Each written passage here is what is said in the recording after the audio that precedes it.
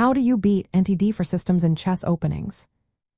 Imagine walking into a game where your opponent is trying to dodge the usual d4 openings like the Queen's Gambit or Nimzo Indian. They're using tricky setups to avoid direct confrontation in the center. So how do you handle that? The key is to stay flexible and stick to solid opening principles. First, focus on controlling the center with moves like c4 and e4 if possible. These moves help you claim space and make it hard for black to develop comfortably. Developing your knights to nf3 and nc3 is also smart because they support your center and keep options open.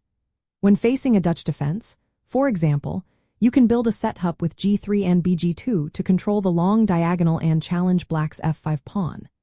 Against the King's Indian defense, aim to develop a broad pawn center with c4, d4, and e4, then prepare to push d5 to challenge black's kingside space. Remember, many anti-d4 systems leave weaknesses behind. For instance, the Dutch often weakens the e6 and g6 squares, so you can plan to exploit those with timely pawn breaks or piece placement. Using transpositions is another powerful idea. Starting with moves like 1d for and to c4, you can sometimes steer the game into more familiar territory, or make black uncomfortable by forcing them into less familiar lines. It's also helpful to study typical pawn structures that arise from these setups. Knowing where your pieces should go and what plans to follow makes your play more purposeful. Practice is essential.